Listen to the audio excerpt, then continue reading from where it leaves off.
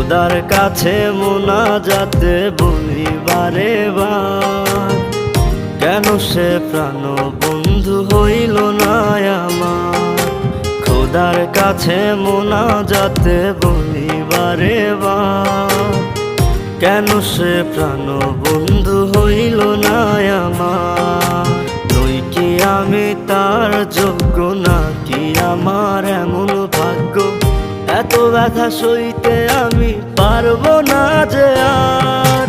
খোদার কাছে মোনাজাতে বলি বারে বার, কেন সে প্রাণ বন্ধু হইল না আমার।